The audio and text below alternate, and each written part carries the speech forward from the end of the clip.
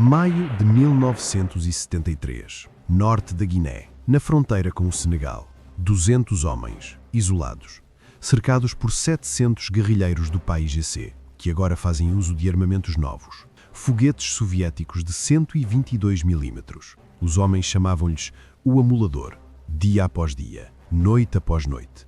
O som da morte a se elevar no ar. Em Bissau, o general António de Spínola, governador e comandante-chefe, encara uma decisão impossível. Se Guidage cair, o prestígio das Forças Armadas Portuguesas desmorona. A guerra na Guiné está perdida. Mas para salvar aqueles 200 homens, é preciso fazer o impensável.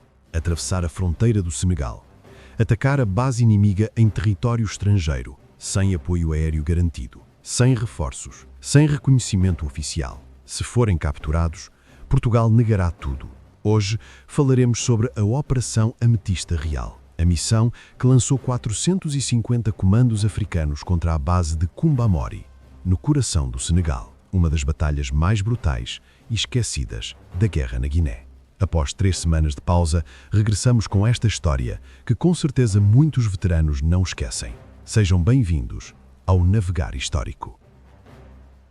Para quem conhece a Guerra da Guiné, 1973 foi o ano do inferno. O PAIGC mudou de tática. Já não são apenas emboscadas relâmpago, agora são cercos organizados, artilharia pesada, mísseis antiaéreos. Os veteranos chamavam-lhes os 3G. Guidage, no norte, Guilege, no sul, Gadamael, a leste. 3 aquartelamentos portugueses, 3 tenazas a apertar. Mas Guidage era diferente. Está ali, colada à fronteira senegalesa. E do outro lado, a base de Kumbamori. Kumbamori não é só uma base, é o santuário do PAIGC na Casa Mansa senegalesa. Ali guardam armamento pesado. Ali treinam as tropas de elite. Ali comandam Chico Té e Manecas, 2 dos melhores comandantes guerrilheiros da África. E há algo mais. Em 1972, Spínola encontrou-se secretamente com Léopold Senghor, presidente do Senegal. Propôs: fechem a fronteira, expulsem o PAIGC. Portugal oferece-vos desenvolvimento económico. Senghor disse sim, mas Marcelo Caetano, em Lisboa, disse não. Senghor ficou furioso. Abriu as portas de par em par. O PAIGC instalou bases permanentes em território senegalês e Guidage ficou com um alvo pintado nas costas. 8 de maio de 1973. O cerco começa. Não é uma emboscada, é um cerco à moda antiga. Minaram todos os acessos, cortaram os caminhos e começaram a bombardear. Os homens em Guidage vivem debaixo da terra. As trincheiras são o único refúgio. O som do amulador nunca para. E há um problema novo.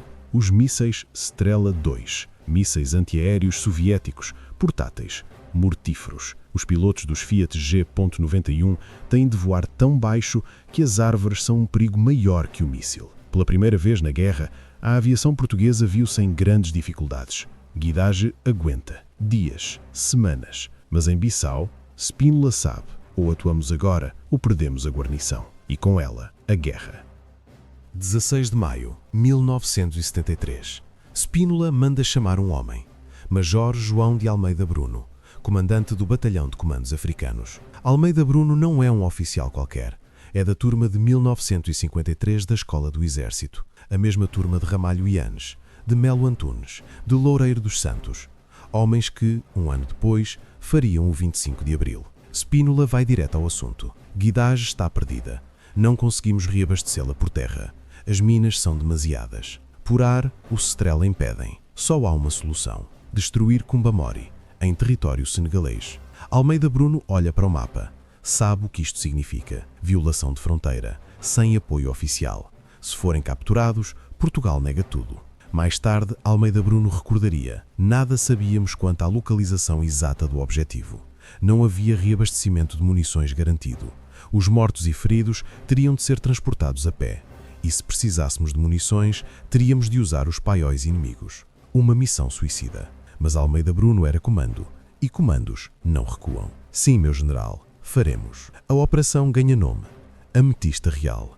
Almeida Bruno tinha por hábito dar nomes de pedras preciosas às suas operações. Esta seria a mais preciosa. 450 homens.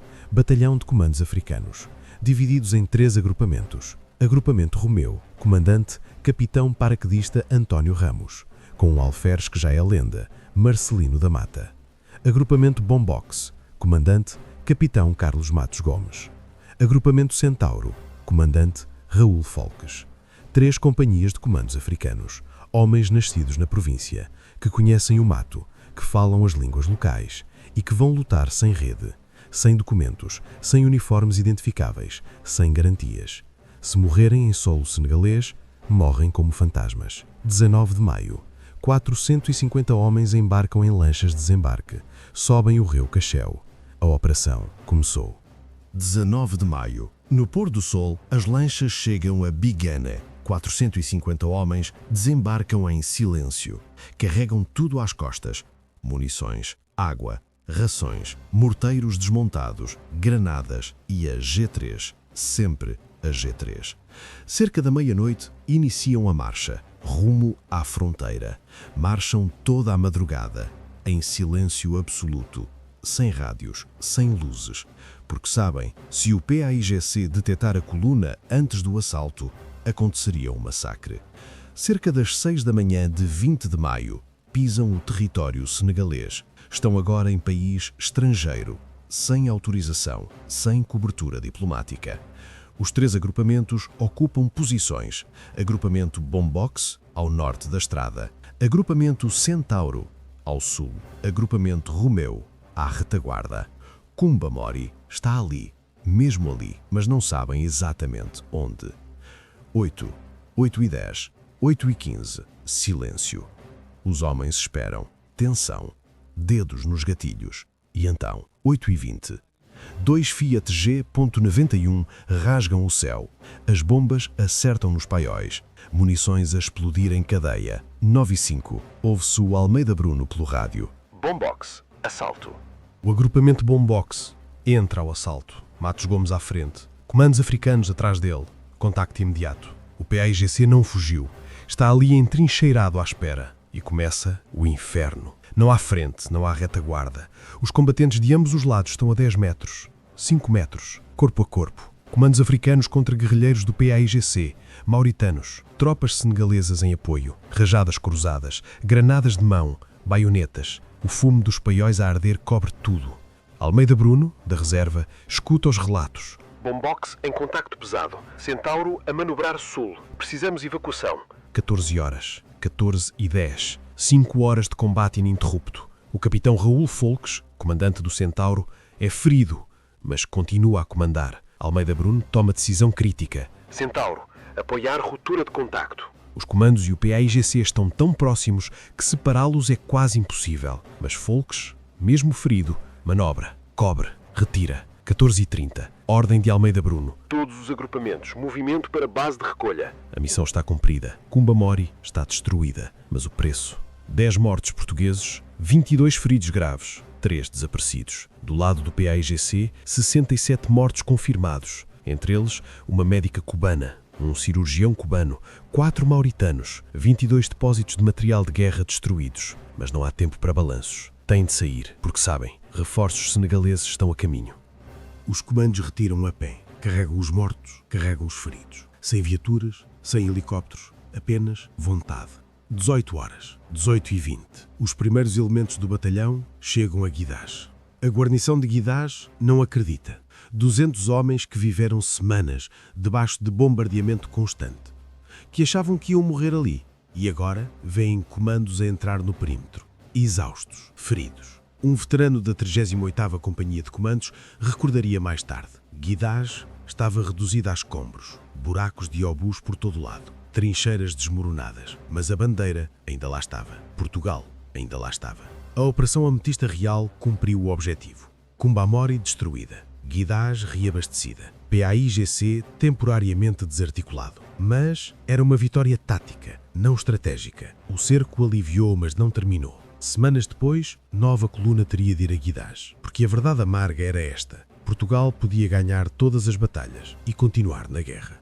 João de Almeida Bruno foi promovido a tenente-coronel por distinção em combate, condecorado com a Cruz de Guerra de primeira classe, medalha de valor militar, grau prata, com palma, e mais tarde, Torre e Espada. O Batalhão de Comandos da Guiné recebeu o Guião de Mérito do Exército, uma das poucas unidades na guerra a receber tal honra. Mas muitos dos comandos africanos que lutaram em Kumbamori foram fuzilados pelo PAIGC após o 25 de abril, abandonados por Lisboa, esquecidos na transição. Homens que eram portugueses, que combateram como portugueses, que queriam continuar portugueses e que pagaram com a vida. A Operação Ametista Real não salvou a guerra, mas provou algo que nenhum político em Lisboa queria admitir. As tropas portuguesas no terreno eram insuperáveis. O problema nunca foi militar, foi sempre político. Aos veteranos de Guidarge, aos comandos da Ametista Real, aos que voltaram e aos que ficaram,